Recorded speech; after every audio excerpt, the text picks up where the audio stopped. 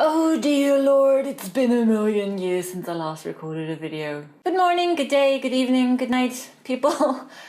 I want to attempt to answer the question whether or not makeup is feminist. There's so much I want to say, I don't even know where to start. I could probably fill 3 videos on this topic alone. Anyway, there are dozens of opinions out there when it comes to wearing makeup. There are the kind of radical feminists who go as far as to say that every single woman who wears makeup is betraying their own gender because they buy into patriarchal oppressive values. There are the kind of people, mostly guys, who say they prefer natural beauty over a made-up face, hilariously missing the point that it's not about their preference. And then there are the kind of feminists who go on about weaponizing femininity and refer to dolling up as putting on their war paint to fight the system. The truth, in my opinion, as it tends to do, lies somewhere in the middle. Well, not quite. The dudes going on about how they prefer their women without makeup, by which they usually mean a no makeup look, as it's way too subtle for them and our natural faces look too exhausted and tired in their eyes. They can be entirely disregarded.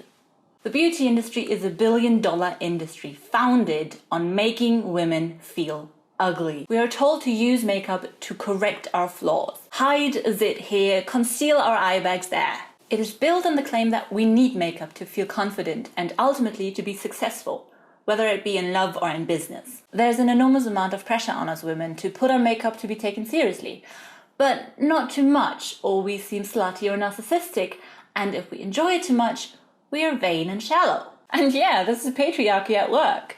These are the values instilled by our society, making the box for successful women to fit in smaller and smaller. This is where the concept of weaponized femininity comes in. In a world where people are told that everything considered feminine is also considered inferior, see for example the soft sciences, dolls, fashion, makeup, crafts and the like, liking these things and shouting it from the rooftops can be seen as an act of defiance. However, while you're putting on that eyeliner with wings so sharp it could kill a man, you're still buying into that industry. Despite your intentions, you're not exempt from that. And that's the important bit. But makeup has its value completely aside hiding imperfections or being a weapon for or against feminism. For many, it's simply art or a tool of self-expression using your body, or rather your face, as a canvas. In the end, no.